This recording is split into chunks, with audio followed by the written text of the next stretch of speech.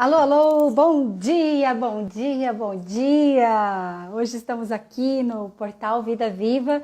Eu sou Paula Castanho Vaz e eu vou conduzir uma conversa muito especial com a nossa queridíssima facilitadora Rebeca Miscou, que além de tantas habilidades que ela tem como terapeuta, ela é Theta Healer e hoje nós falaremos sobre o tema como mudar e sustentar uma mentalidade de poder. Então, o nosso assunto de hoje vai ser muito legal. Eu vou pedir que você que acha interessante esse tema, que você compartilhe com seus amigos aí. Sei que é um horário atípico, a gente geralmente faz às 9 horas da noite. Hoje, às 9 horas da noite, vai ter live com a nossa nova facilitadora também do programa Vida Viva, Laís Risse. Mas eu vou te convidar a estar presente agora aqui junto com a gente, você que pode participar. Nós estaremos das 8 às 9 conversando com a Rebeca Miscou, então. Oi, Marcílio, querido. Oi, Flavinho. Oi, Mila. Sobre o tema como mudar e sustentar uma mentalidade de poder. Nós sabemos já que a nossa cabeça, né, a nossa mentalidade, a nossa forma de pensar, de se relacionar com a vida, tem muitas influências de crenças limitantes, de questões da cultura que já estavam prontas quando a gente chegou aqui, quando a gente chegou na vida. E o que acontece? Se a gente não ativar conscientemente uma nova forma de pensar, automaticamente nós simplesmente vamos viver a vida da forma que a gente chama de piloto automático, né? Então, é sobre isso que nós vamos falar. Então, vamos juntos, junto com a Rebeca. Deixa eu ver se ela já chegou por aqui. Não sei por que não está aparecendo aqui para eu compartilhar. Vou pedir que vocês compartilhem aí. Eu vou abrir também a live aqui no meu Instagram pessoal. Oi, Isa! Oi, Aline, queridas! Sejam muito bem-vindas. Vou pedir para vocês fazerem aí o compartilhar, tá bom? Porque por alguma razão o meu não tá abrindo aqui para compartilhar. Vou dar um oi aqui pro pessoal do Instagram do meu pessoal, mas para chamar para vir pro portal Vida Viva, tá? Pessoal que tá chegando aqui no meu Instagram pessoal, vem pro portal Vida Viva que nós estamos começando aqui a nossa querida live. Rebeca, tem alguma coisa errada aqui. Ô, barbaridade, gente. Eu tô aparecendo... Ah, agora apareceu! Oba! Então eu vou compartilhar aqui com alguns amigos, mandar aqui para as nossas amadas alunas. Faz também um compartilhar aí, chama as pessoas que você acredita que vão se beneficiar desse conteúdo. Hoje nós vamos conversar algo muito legal. Essa questão da mentalidade muda muito a nossa vida, né? Nós estamos mudando muito a nossa vida e cada vez mais também trabalhando a nossa mentalidade, porque uma vez que a gente facilita a transformação da mente, a gente também se trabalha muito, né? E eu vou chamar a minha querida Rebeca. Rebeca, já vou iniciar então a nossa conversa, tá? Me conta se tá chegando aí o convite para você. Opa, hoje estamos com o Portal Vida Viva funcionando plenamente aqui. Yeah! Queridos que estão chegando aqui no meu Insta pessoal, vem para o portal Vida Viva. É daqui que nós vamos conversar, portal Vida Viva. É daqui que nós vamos conversar com a Rebeca Miscou sobre o tema como mudar e sustentar uma mentalidade de poder, tá bom? Vou deixar aberto aqui só um pouquinho para o pessoal ver.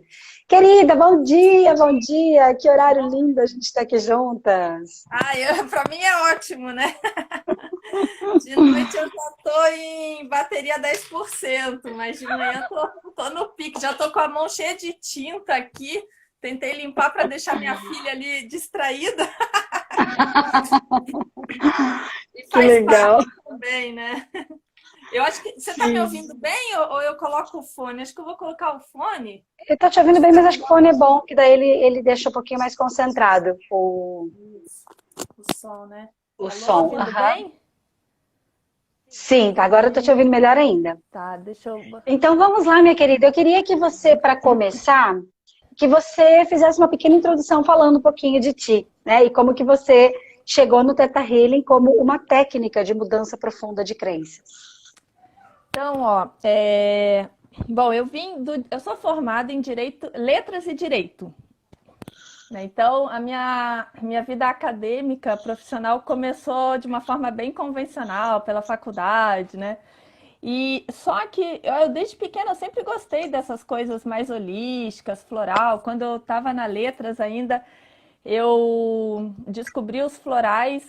Eu ouvi um médico oncologista falando que ele, na prática dele como oncologista, é um excelente médico oncologista, ele percebia que pacientes que faziam uso dessas terapias, como a terapia floral, elas tinham uma abertura maior ao tratamento médico. Assim, elas tinham assim, um estado de espírito mais harmonizado por um tratamento que é tão pesado, né? Um momento que é tão difícil na vida de uma pessoa, que é uma doença, como um câncer, né? Por exemplo.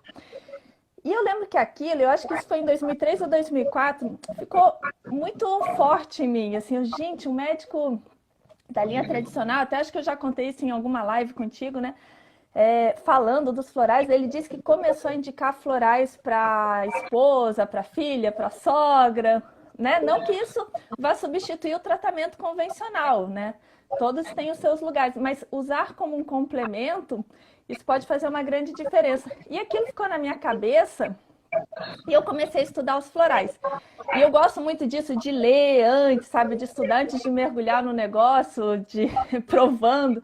Eu assim, ai meu Deus, será que isso não vicia, né? Eu ficava preocupada. E daí fui me convencendo, fiquei apaixonada pelos escritos do Dr. Eduard Bach, que é o pai da terapia floral. E comecei. E já enquanto eu fazia letras, isso era 2003, 2004, eu já comecei a indicar floral para um monte de gente. Assim, colegas, amigos, pessoal da família, né? Aí continuei nessa, sempre estudando muito sobre floral. Depois conheci o Reiki e também daí aplicava Reiki. Então, assim, apesar de estar indo num caminho convencional, eu já gostava dessas partes complementares, dessas alternativas, mas eu nunca via isso como uma profissão. E foi só depois de formada em Direito que daí eu achava que eu tinha que ser funcionária pública, porque sou do direito, mas eu não me vi em nenhuma área do direito. Assim, sou muito grata ao direito, que eu aprendi muitas coisas, conheci pessoas maravilhosas, tenho amigas daquela época até hoje, convivi com profissionais que me inspiraram muito de como ser um bom profissional. Porém, eu não me via em nenhuma área, nessas áreas tradicionais do direito. Não me via como juíza, não me via como promotora, não me via como advogada. Assim, eu tenho que ser funcionária pública. E daí assim, vou estudar para concurso, mas eu também ficava assim, gente, em qual órgão que eu vou trabalhar? Porque eu não me identificava com nenhum. E começou a me angustiar aquele negócio assim, nossa, eu vou passar 30 anos da minha vida num lugar, será que eu vou gostar? Aí eu via servidores que ficavam contando os anos para aposentadoria, assim, gente, isso não é para mim, sabe? Eu não quero estar num lugar que eu vou estar ali contando os anos para me aposentar, que vida é essa? Tem que fazer algum sentido para mim. E daí, eu lembro que na época eu busquei ajuda com um homeopata, eu falei para ele, essa coisa de buscar estabilidade financeira tá me enlouquecendo. Aí ele falou assim, não adianta nada ter estabilidade financeira se não tem estabilidade emocional. E aquilo me deu uma chacoalhada já, mas ainda não foi o ponto decisivo. Aí passou um tempo, eu lembro que eu fiz uma viagem, até o meu irmão tá aqui, a gente fez uma viagem para fora, ficou um mês na Inglaterra, e eu lembro que essa viagem foi muito importante, porque eu saí totalmente aqui do ambiente que eu estava de estudo, de esse negócio de ter que ter concurso, e eu convivi com pessoas que, de um modo geral, o europeu ele não liga muito para essa coisa do status profissional, ele gosta de você por quem você é. Não se você é advogado, se você é doutor, fulano de tal, né? E no direito tem muito isso, né? Eu tava muito nesse meio, assim, né? Trabalho com doutor tal, não sei o quê. E eu acho que isso mexeu comigo, sabe? Até na época, eu até pensava, olha, de repente eu vou ficar por aqui, trabalhar no Subway e tal. Mas também não era para ser, né? Tinha propósitos no meu coração que iam começar a pulsar mais forte.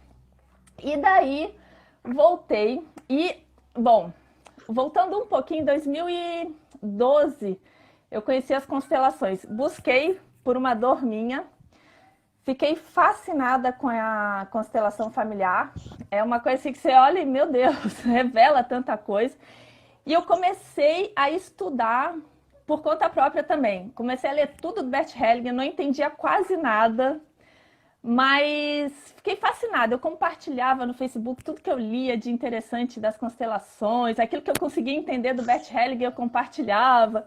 E até que abri um curso aqui em Florianópolis, seria a primeira turma, uma amiga minha me mandou uma me mandou uma mensagem falando, olha, vai abrir um curso aqui, você sempre fala de constelação, você não quer fazer? Aí assim, quem sabe, né? Eram vários módulos. Eu assim, quem sabe vou lá fazer, né? Vou fazer o primeiro módulo, era caro, eu tava assim, há 1 ano de me casar, então não podia nem gastar tanto, assim. Mas eu tenho que tirar essa dúvida, né? Vai que eu gosto, porque daí na época eu já sabia do direito sistêmico. E daí eu me inscrevi para o primeiro módulo com essa ideia. Se eu gostar, eu continuo. Se não gostar, paciência. Fui no primeiro módulo.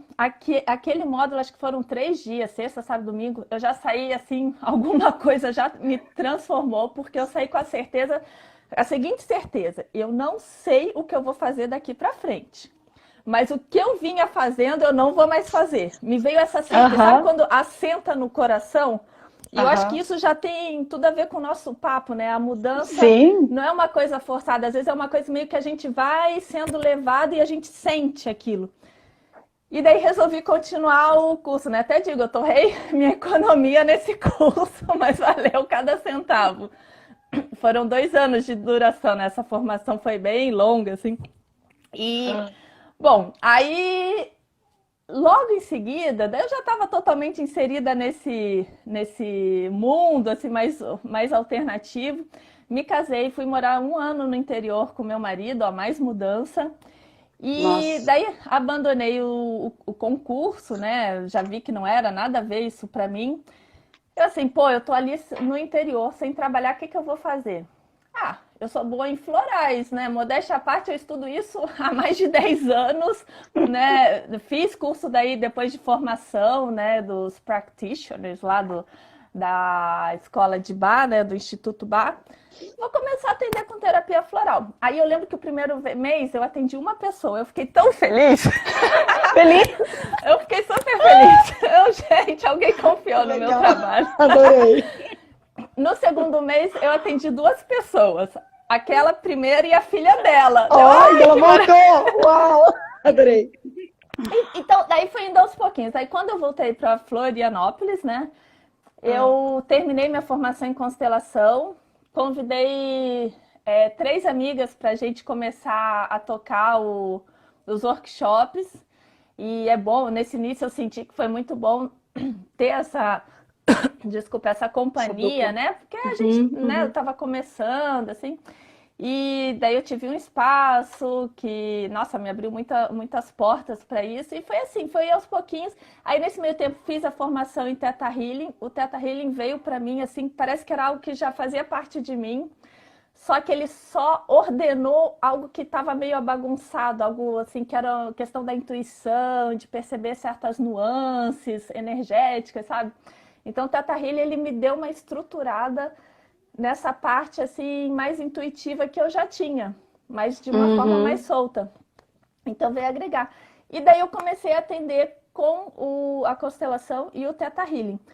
Usei o floral, hoje eu uso o floral mais como complemento, não uso mais como sessão única, porque eu acho que a constelação e o Theta Healing aprofundam muito mais.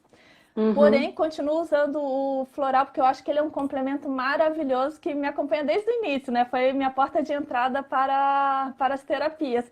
E quem diria, anos atrás, eu jamais me veria como terapeuta de terapias complementares, holísticas, não fazia parte do meu paradigma. E hoje, né? Nossa, como é totalmente possível, né? E isso também acho que já tem a ver com o nosso papo, que é a questão de você imaginar realidades, né? Sim. Até eu achei interessante que a Isa escreveu algo aqui, que eu também acho que complementa muito o que a gente está conversando. Ah, pequena! Eu vou mostrar o estado da pequena aqui, ó. Meu Deus! Depois eu me viro. Não é tóxica, é própria para criança. Eu pensei 2 vezes se eu ia deixar isso ou não, mas... Faz parte. Isso é uma mudança de mentalidade, né? Tudo bem, depois toma um bom banho. É a primeira vez que ela tá brincando com a tinta assim tão solta. Porque imagina, ali pro meu pessoal, eu falei, né? Eu tô no meio de uma mudança, me mudei de cidade, meio de apartamento. Então, tá chovendo, a criança aqui dentro de um apartamento, coitada, sem rotina, com essa bagunça, como é que eu vou distrair, né? Quando eu saí para entrar na live, ela tava limpinha. Não deu, acho que nem 10 minutos. Ana, a filha da... A Ana tá perguntando o que aconteceu. A filha da Rebeca tá inteira pintada de tinta, não sei que tinta que é. É tinta para criança, não tóxica, né? Isso Ai, é o que lindo, importa. gente. Não vou precisar ir para um paramédico. Ai, muito legal. Mas olha que legal, tem a ver com o que a Isa falou, né? A Isa diz assim, a clareza de saber o que você não quer. Isso E eu acho que a clareza de saber o que você não quer, ela vale para tudo. Por exemplo, você não quer que a sua filha fique sem liberdade, fique sem atividade, mas ao mesmo tempo você também não quer não trabalhar. E Exato. como você gerencia isso, né? Então, assim, mudar a mentalidade é uma coisa que acontece o tempo inteiro quando a gente está presente. Mas sim. Eu queria até que você falasse assim, o que é mentalidade, tá? Em algum momento você pode trazer essa reflexão. O que é mentalidade? Então, o que eu anotei começa por aí mesmo. Assim, ó, eu acho que quando a gente está insatisfeito com algo na nossa vida, e foi o que aconteceu comigo naquele momento profissional do direito, a gente tem que se perguntar assim, é possível mudar? E a segunda pergunta Pessoal, vai anotando mudar? essas perguntas, que essas perguntas são muito importantes, hein? Então, vamos lá, é possível mudar? Isso. E a segunda pergunta é como mudar? E daí entra um elemento que é muito importante, que eu acho que ela é muito amiga da intuição. Não encosta isso aqui em mim. Aqui. Entra um elemento importantíssimo, né? Que criança vem aqui até lembrar que a criança usa muito isso e precisa muito disso, que é a imaginação. A gente ser capaz de imaginar. E hoje dizem, né, que as crianças estão tão atrofiadas na imaginação, é algo que às vezes a gente tem que desenvolver desde cedo, porque as crianças estão no tablet, no celular, né, computador, televisão, não estão usando a imaginação. Provavelmente alguma coisa muito legal está passando na cabeça da minha filha nesse momento. E a gente, como adulto, às vezes perde essa capacidade de imaginar futuros, realidades diferentes, sabe? E daí, como que a gente ativa a imaginação no momento em que, de repente, sei lá, eu sou mãe, pai de família, estou com uma vida toda estruturada, às vezes a família depende de mim, daquele meu trabalho. Depois eu limpo. Como fazer isso? Então, eu acho que a gente tem que começar a abrir bem os nossos olhos para realidades... Oi, já vou. Isso, só um instante. Não encosta, tá? Só na toalha. Tá bom? Já vou lá. Falar com a moça, eu vou falar com a... Então, voltando, abrindo bem os olhos, as realidades ao nosso redor. Quando eu estava inserida ali no direito, eu não via outras realidades. Foi preciso eu sair um pouco, primeiro senti muita angústia, depois sair um pouco desse meio ambiente do direito, de operadores do direito, né? Essa questão do serviço público que é tão forte, né, no Brasil. Então, acho que até está mudando um pouco, que diminuíram os concursos públicos, mas a gente começa a perceber pessoas ao nosso redor, ou às vezes um pouco distantes, tem a rede social, que estão fazendo um caminho diferente. Então, acho que abrir bem os olhos, perceber que sim, é possível ter uma outra realidade. Abrindo os ouvidos para histórias de outras pessoas, até de outras nações. É muito bacana ouvir histórias de pessoas que empreendem, né? Se você, de repente, é de um caminho mais convencional e está com vontade de empreender, como é importante ouvir a história das pessoas que empreenderam, ver as dificuldades que elas passaram, porque todo mundo passa pelas dificuldades iniciais, mas como que eles superaram? Eu acho que isso vai inspirando muito a gente. Vai, pelo menos, começa a preencher a nossa mentalidade com essas possíveis realidades que às vezes a gente não enxerga, né? E abrindo também o nosso coração para as bênçãos, para as transformações que estão disponíveis para a gente. Né? Eu acredito que qualquer mudança pode ser mais simples ou mais complicada, mais complexa, né? Tem mudanças que são fáceis, a gente passa rápido. E, por exemplo, agora eu estou no meio, né, de uma mudança, meio de mudança de cidade, de apartamento. Eu achei que seria bem mais fácil, porque até eu vim para um apartamento que já é praticamente imobiliado, mas aí tem a minha realidade, né? Ó, tô grávida, daí eu já fico um pouco mais lenta, tem a minha filha aqui, Que é um pouco mais então, acelerada, um no pouco mais caso. acelerado, normal, né? Criança. Mas a gente vai percebendo também as circunstâncias. Ontem eu fiz uma reflexão lá no meu Instagram, é, de um outro elemento que é muito importante quando a gente quer mudar, que é ter paciência, né? Que às vezes não é de um dia para o outro, né? Às vezes a gente pode ter aquela inspiração em um instante, mas a mudança, imagina alguém que está num processo terapêutico, às vezes vem de uma dor profunda e ela resolve, não dá mais para continuar assim, tem alguma coisa errada na minha vida, eu não quero mais ficar assim. Então ela vai aos poucos o processo, ela precisa ir se desapegando, quantos padrões estão enraizados, quantas crenças, e aos pouquinhos ela vai se liberando de tudo isso, vai se limpando. Então tem que ter uma paciência, ontem a quarta Elisa falou, né, a generosidade com a gente precisa ter esse carinho pela gente, saber que vai aos poucos, nós somos um ser único, temos a nossa divindade aqui, mas a gente vai aos pouquinhos nessa mudança, né? E a cada mudança olhar para trás e perceber, nossa, que bom que eu já mudei tudo isso, né? E celebrando essas pequenas mudanças que você depois você olha para trás e, nossa, nem lembro mais como é que era, né? É. Então, tudo isso acho que é preciso ter muito em mente na hora da mudança. Mudar é importante, né? Teve gente que comentou comigo, às vezes eu penso em mudar de apartamento e me dá até uma preguiça. Mas, por outro lado, é só de imaginar a energia que vai ficando estagnada nesse apartamento, né? Então, assim, a mudança física de apartamento nos dá uma chance de se desapegar. Eu desapeguei de um monte de roupa, meu marido também. Coisa que a gente vê que estava ali, nossa, para que utilidade, né? Tava ali só empilhando na gaveta. Então, isso o mesmo com a gente, né? Se a gente não muda internamente de comportamento, a gente amadurecer é mudar, né? Sim. Você sabe que conforme você vai falando sobre isso, me vem muito assim, né? Que quais são as bagagens? Até o Alex, quando ele fez a arte da nossa live de hoje, eu falei, o Alex foi subliminar ali, ele colocou Foi. várias malas que Aham. remetiam a mudanças, a bagagens, né? E eu fico pensando quais são as bagagens que a gente traz na nossa vida. Porque para a gente conseguir ficar insatisfeito ao ponto de olhar uma situação e pagar o preço de fazer a mudança, porque assim, nós estamos falando de uma mudança real tua aí, uma mudança Sim. física, que passou por um processo de tomada de decisão. Existiu uma insatisfação, talvez inicialmente tua, depois do teu marido, dele para você, e vocês Aham. conversaram sobre isso, aí vocês foram fazer uma pesquisa, aí vocês decidiram fazer uma mudança de cidade, aí vocês foram organizar as coisas, nesse meio tempo, não sei, não lembro mais se você já estava grávida ou se você engravidou, Já e as tava, coisas já foram tava. Aham. acontecendo, até que vocês tomaram a decisão de encaixotar tudo e mudar. Aham.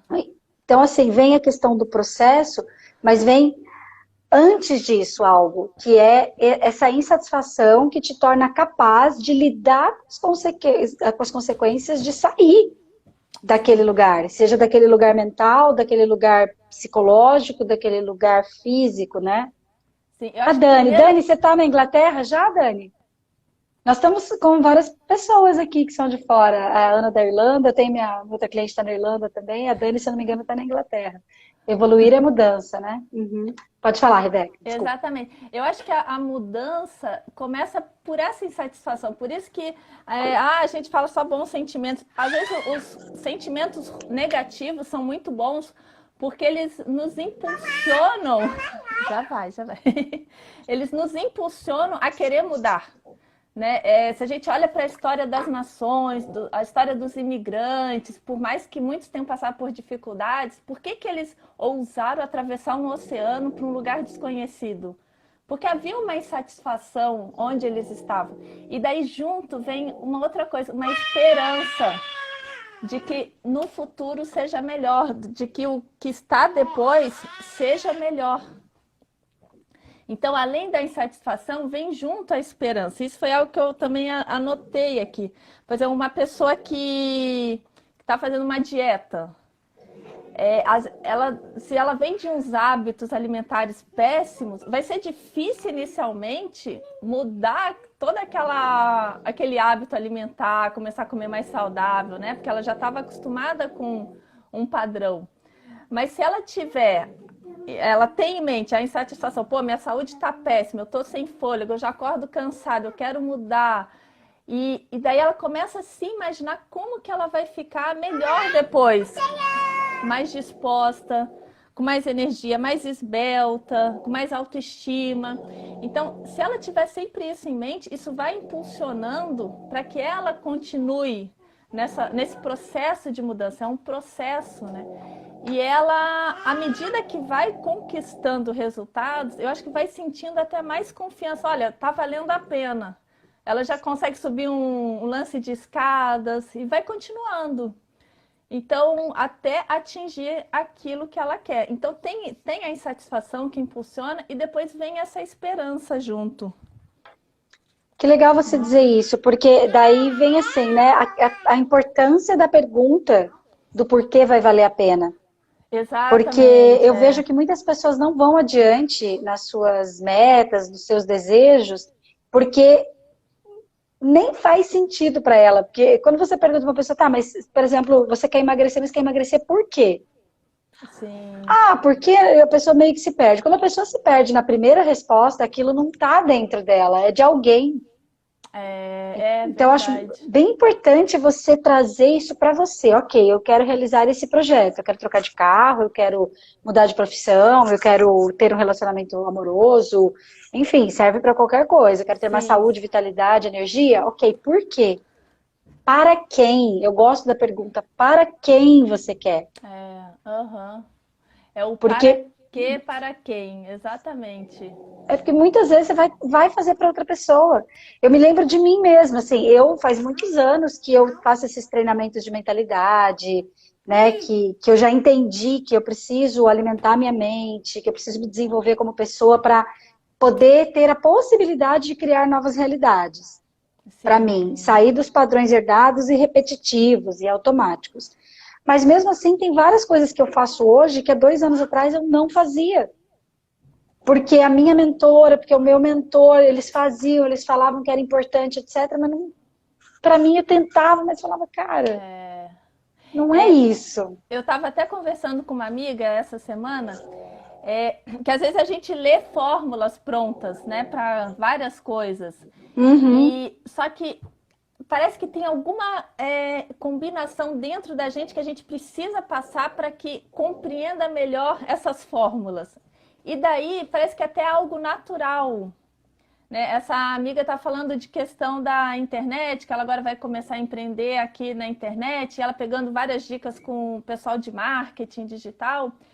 Só que assim, parece que se você sai fazendo só tudo que eles falam, parece que é uma coisa, aquilo que a Elisa falou, vira uma luta, é um esforço muito grande, não é uma coisa natural. E quando a gente vai se trabalhando, parece que vem muito de dentro. Você, de repente, já está naquela mudança. Aquelas fórmulas já fazem parte de você de forma intuitiva. Então, por isso que tem que ter essa paciência pelo seu tempo também. Tudo tem um tempo, né? Para que seja uma mudança sólida, bem firmada, precisa ter um tempo, precisa estar bem assentada dentro de você. Eu concordo contigo, mas chama uma atenção para alguma coisa que eu venho percebendo até nos atendimentos, tá? E o pessoal que faz grupo com a gente, ontem eu até gravei um áudio sobre isso lá no grupo. Essa ideia de eu tenho meu tempo, eu tenho meu processo, tal, ele é muito importante a gente ter essa consciência, né? Vem de um autoconhecimento muito profundo para eu saber qual é o meu tempo, qual é o meu processo, mas a maioria das vezes, o que eu vejo é quando a pessoa começa a falar eu tenho meu tempo, meu processo, ela está procrastinando, ela está enrolando. Sim, então aí vem um outro ponto. A gente, para mudar e para ter esperança, lembra que até na aula da manifestação, a última aula da primeira edição, a gente falou assim, manifestar é ótimo, maravilhoso, mas a gente pode esbarrar em algumas questões que vão impedir as manifestações, a cocriação. Então, aí entra a importância de a gente limpar certos sentimentos. A raiva, o rancor, o ressentimento, a inveja, a procrastinação. Porque daí a gente vai percebendo se a gente tá respeitando o tempo, se está realmente respeitando o tempo, ou se está usando o tempo como um amuleto para disfarçar coisas que a gente precisa se trabalhar. Não sei se ficou claro. Sim, sim. Claro, para mim ficou claro. O pessoal pode perguntar se tiver dúvida. Aí que vem a importância, então, de a gente estar se trabalhando, estar tendo ajuda de fora. Por exemplo, você que daí recebe alguém que vai falar, meu tempo. Se você percebe que a pessoa está procrastinando, você de fora com o seu olhar vai conseguir chamar atenção para isso, que talvez a pessoa não esteja percebendo nela. São os nossos pontos cegos. Então, às vezes, a gente precisa de ajuda. Quando eu estava lá no direito, me convencendo que eu tinha que ser funcionária pública, eu não dei conta de me ajudar com os meus florais. Eu busquei ajuda de um homeopata, que era um senhor muito experiente, e ele me deu aquele chacoalhão. Olha, mas essa busca pela estabilidade financeira não adianta nada se não tiver estabilidade emocional. E eu lembro que eu vi aquilo, foi muito importante. Foi alguém de fora que me falou isso, que eu não estava conseguindo enxergar. Algo que pode ser simples, mas para mim estava no meu ponto cego. Então, você tem total razão. A gente, às vezes, tem que tomar cuidado com o que se impõe para acreditar, né? Eu costumo dizer que os processos de desenvolvimento pessoal, eles são como você ser pego lá do meio da floresta. Você estava lá no meio da floresta e você estava lá olhando ao seu redor buscando uma solução. Só que você está no meio da floresta, então você está olhando ali, você está vendo só o contexto de onde você está. Você não está sabendo que atrás daquela árvore está vindo um urso para te atacar. Você não sabe que atrás daquele outro montinho ali de vegetação tem água potável e você está procurando para cá. Então você não sabe do que está acontecendo ali ao teu redor. Então o processo de desenvolvimento, por exemplo, o programa Vida Viva, né, um processo com a Rebeca, um processo com a Paula, um processo com o facilitador, vai pegar você lá do meio, eu até me arrepio de falar, eu acho muito legal isso, vai pegar você lá do meio da floresta, num helicóptero, e vai te levar para sobrevoar. Vamos lá, vamos olhar o que dá para olhar aqui. Ah, mas aquilo ali eu ainda não dou conta, então tá bom, então vamos focar aqui na água potável, porque o urso não dá para olhar ainda. Sim. Depois a gente olha o urso, mas nós vamos olhar para a água. Não sei se faz sentido esse exemplo, total, mas... Total, assim, e graças a Deus a gente não precisa só confiar na gente sozinho, né? A gente pode confiar em bons profissionais de qualquer área para nos ajudar, né? Se você está com uma doença física, você procura um bom médico, está com uma doença, uma dor emocional, procura um terapeuta, um psicólogo. Isso é bom, senão fica pesado demais também. O processo de mudança não precisa ser tão pesado. A gente pode contar com a ajuda. O programa Vida Viva foi um exemplo disso, né? Eram vários facilitadores nos amparando, né? Amparando todo mundo. Então, isso é importante. E tem uma outra questão do ponto cego que entra muito com o que a gente trabalha, né, Paula? Que é a questão do inconsciente. O quanto o nosso inconsciente também é um ponto cego para a gente e às vezes nos impede de avançar. Porque além desses sentimentos que eu falei que a gente precisa limpar, raiva, ressentimento, inveja, às vezes tem questões, as questões das lealdades. O quanto pode ser difícil mudar por conta das lealdades que a gente carrega. Essas lealdades invisíveis do inconsciente, as lealdades familiares, né? Eu mesma já percebi em mim, em determinado momento da vida, um medo uma culpa, na verdade, de estar avançando no meu trabalho. E de onde que vinha, né? Daí foi quando você entrou com a mentoria. Já vai.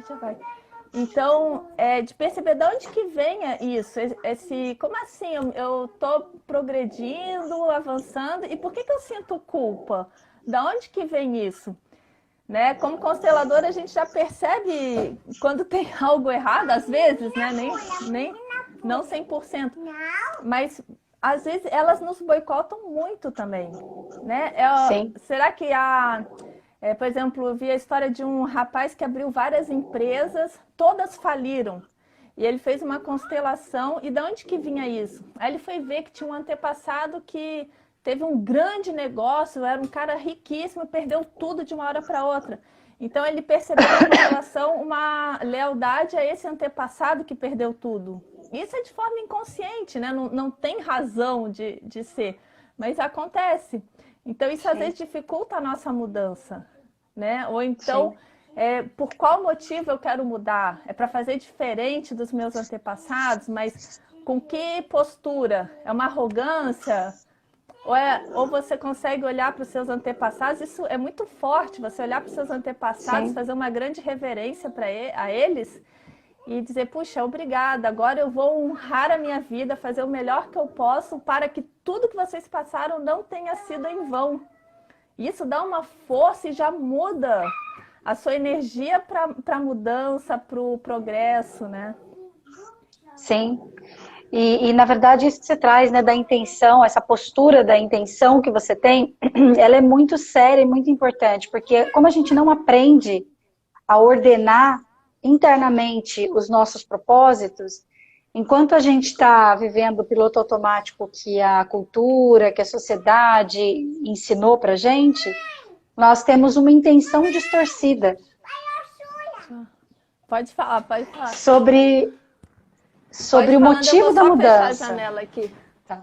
Isso, por favor, tenha segurança aí. Mas assim, o motivo do porquê, o motivo do porquê é ótimo, que é um pleonasmo, né? Mas assim, o porquê você quer mudar é o mais importante de ser observado. Porque se você quer mudar porque você não concorda com a tua mãe, se você quer mudar porque você está sendo rebelde com o governo, se você quer mudar porque você quer mostrar que você... algum parente teu entrou. Meu irmão caçula. Ai, que querido, que legal.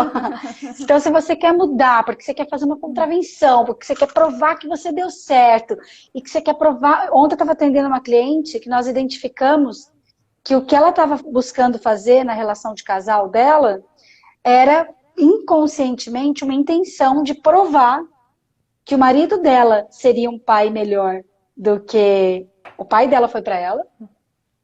A intenção, escondida, óbvio, de que ela seria uma mãe melhor do que a mãe dela foi para ela. E de que ela seria uma esposa melhor que a mãe dela foi pro pai dela. Então, tipo, ela tinha isso assim, mas ela não sabia que tinha isso. Quando ela se deu conta disso, um universo de... Primeiro ela foi no limbo, né? Ela foi no inferno. Depois o universo de possibilidades se abriu e ela conseguiu ver clareza nos próximos passos. Mas por quê? Porque nós precisamos limpar a intenção, ordenar a intenção. Isso que você falou é muito importante, porque senão a gente vai se sabotar no próprio processo de criação de uma nova vida, voltando nos padrões repetitivos, nos padrões herdados e difíceis, porque a intenção está fora do lugar, né? No caso dessa moça, por exemplo, isso aí acontece muito. O quão pesado vai ser isso de ela querer provar e o risco de repetir os padrões é enorme. Então, é transfigurar o motivo, né? Não pela dor, não pela raiva, é aí que vem esse trabalho de limpar, mas por amor. Então, transfigura isso por amor. Às vezes, eu até olho assim com um certo carinho para essa raiva, isso que às vezes impulsiona a gente, mas é que ele só vai até certo ponto. E daí vai empacar. Inevitavelmente vai ter um momento que vai ficar muito pesado, não vai ser fluido. Então a pessoa precisa transfigurar, tem que ser por amor. A gente pode fazer diferente, mas honrando, né? Sendo grato, percebendo que cada um fez o melhor que pôde. Sim. Então, a gente está falando de como mudar e sustentar uma mentalidade de poder. E você trouxe mais uma dica de ouro aí agora, que é o seguinte. Primeiro você falou que a gente precisa, antes de manifestar, antes de eu desejar, de eu intencionar o que eu quero lá na frente, eu preciso saber o que eu não quero mais e eu preciso limpar as emoções, eu preciso tirar algumas emoções que podem me impedir de cocriar esses meus desejos. Isso. Mas agora você deu um código aí muito legal, que é assim, antes de eu limpar, eu preciso olhar com carinho para a raiva. Eu preciso olhar com carinho para aquela emoção dolorida que está dentro de mim, porque senão eu vou querer arrancar ela, eu vou querer excluir ela, e ela não vai poder cumprir o propósito, de certa forma que num dado momento ela volta pior, né? É interessante porque eu acho que essa percepção me veio muito com as constelações familiares, né? De perceber como a dor muitas vezes pode estar nos impulsionando. Quantos de nós que nos tornamos terapeutas não nos tornamos por causa de alguma dor que a gente se curou? Eu lembro de uma constelação que eu fiz, que foi uma dor física que eu senti por muitos anos. E quando apareceu essa dor, eu fui constelar essa dor na constelação. Quando apareceu a pessoa representando a dor, e eu finalmente vi o que essa dor queria mostrar, a dor simplesmente se afastou e foi indo embora. E eu lembro que eu senti muita gratidão por essa dor. E eu fiquei assim, gente, eu tô me sentindo grata por isso que me enchia de raiva, me deixava com raiva. Então...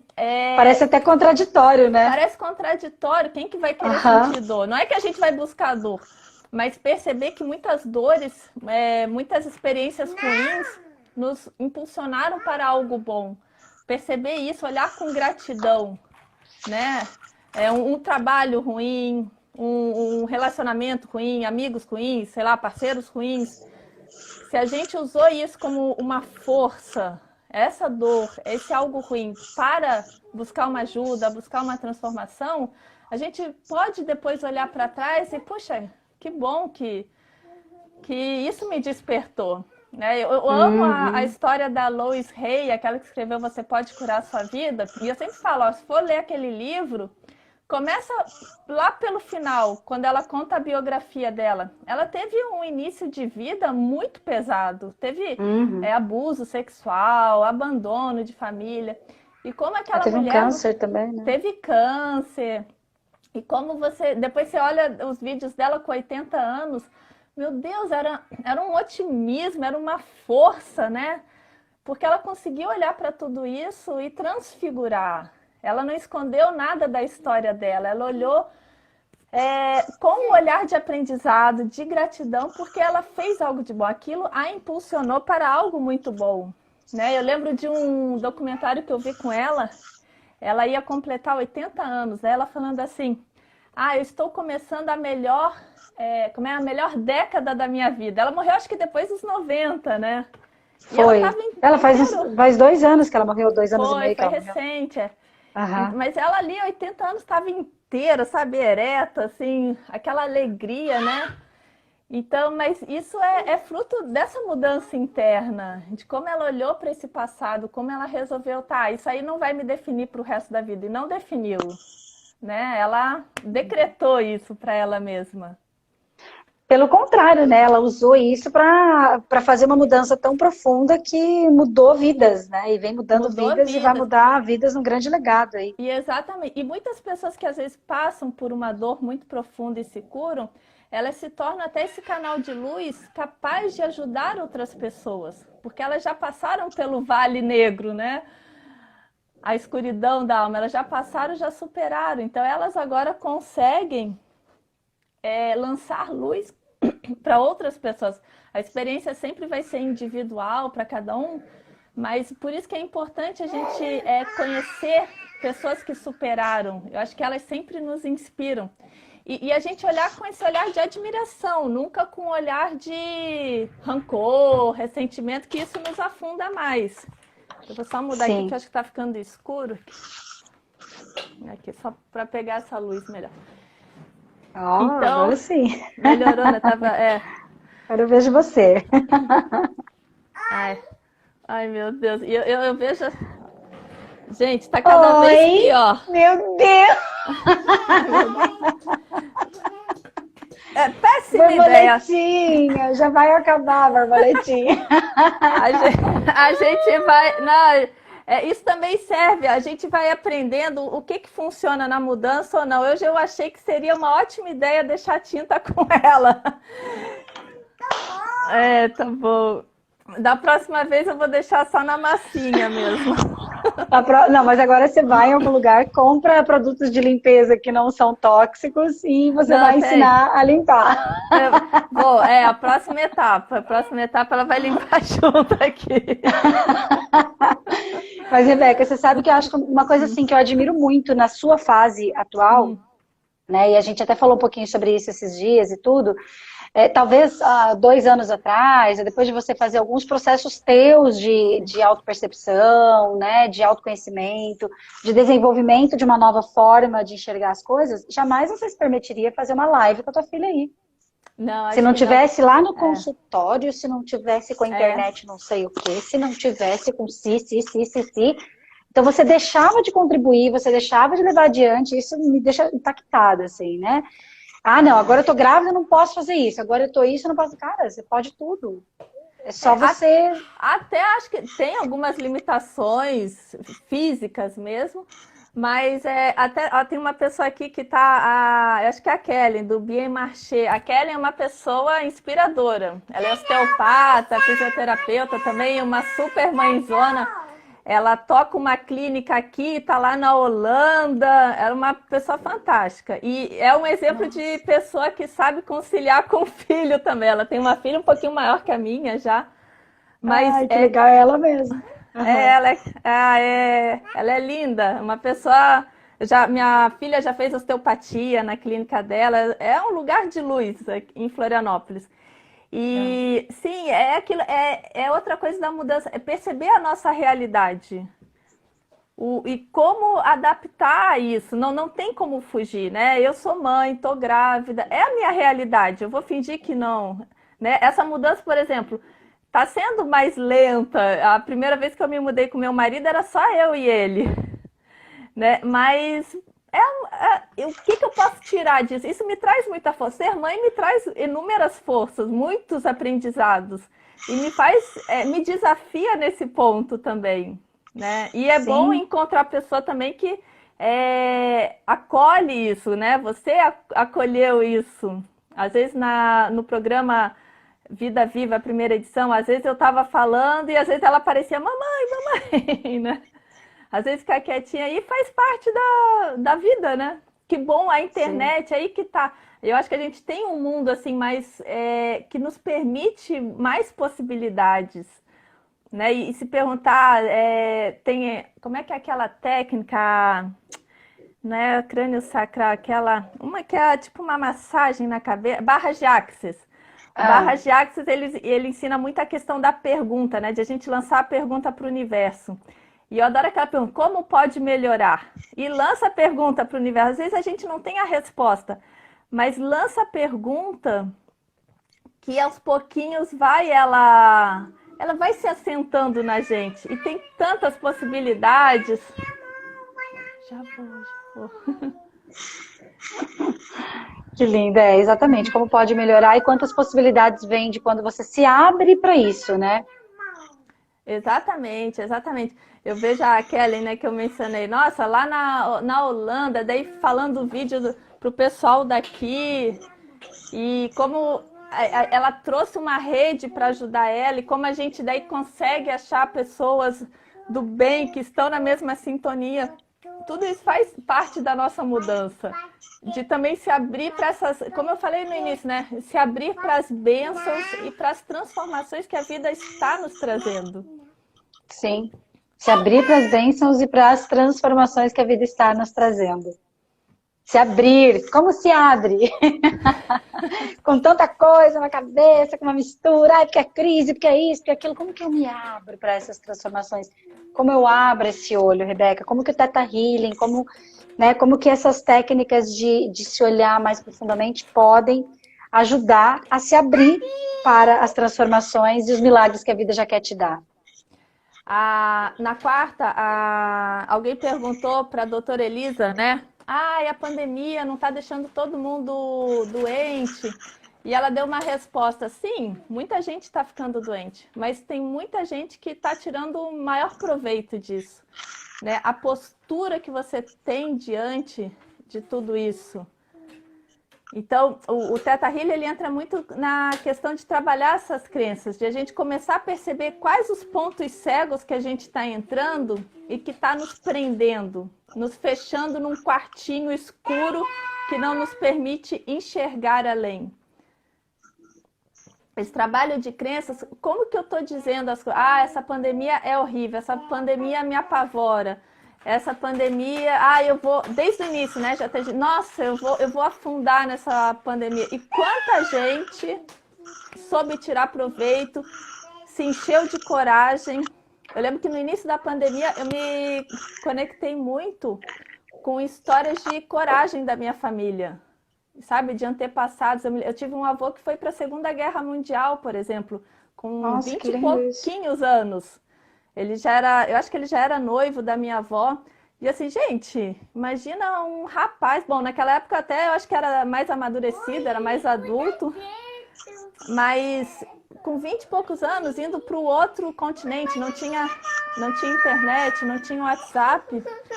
Como que ele teve que se encher de coragem para enfrentar algo totalmente desconhecido, não sabendo se ia voltar ou não? A minha avó que conta uma história que ela ia todo dia na igreja rezar para ele voltar vivo. Ela também não sabia se ele ia voltar vivo ou não. Então, se ancoradas da nossa história, perceber momentos em que a gente teve coragem para mudar, e histórias da nossa família. Todos nós temos histórias de superação. Foca nessas histórias, né? Assim como tem histórias trágicas, mas se a gente buscar, a gente encontra muito tesouro na nossa própria história. E tomar posse disso nos traz muita força. Um minuto de silêncio para escrever. Uau! Eu lembro uma história que eu até compartilhei no Instagram, um amigo do meu pai, ele foi trabalhar no Irã, foi com a esposa e o filho. E a esposa, eu era adolescente quando eu vi essa história. Eles moraram 2 anos no Irã. Imagina uma mulher no Irã, ela contava que ela tinha que andar com o véu tapando todo o cabelo, não podia aparecer o cabelo, nem um fio de cabelo, porque ela já era parada na rua pela polícia deles. E ela pensou assim, gente, eu não posso fazer nada, mal posso sair de casa, eu vou me deprimir aqui. Ia ficar 2 anos morando lá. E ela assim, não, eu não vou me deprimir. Ela se comprometeu a não se deprimir. O que ela fez? Ela todo dia comprou uns pezinhos de exercício, todo dia fazia exercício físico, se cuidava, começou a comprar mais livro, lia bastante. Ela disse assim, eu vou me manter ocupada, porque já que eu não posso ficar passeando por aqui, eu não vou ficar em casa me deprimindo. Então ela se comprometeu a não se deprimir. E eu lembro que no início da pandemia eu me lembrei muito dessa história. Bom, se a gente vai ter que ficar em casa, como é que eu vou fazer para não me deprimir dentro de casa? Uhum. E ela, depois de 2 anos, até o marido falava, ela voltou muito melhor do que eu estou esgotado da minha missão. E ela tá com a cabeça, ela voltou super saudável, elegante, estudou francês, estudou um monte de coisa.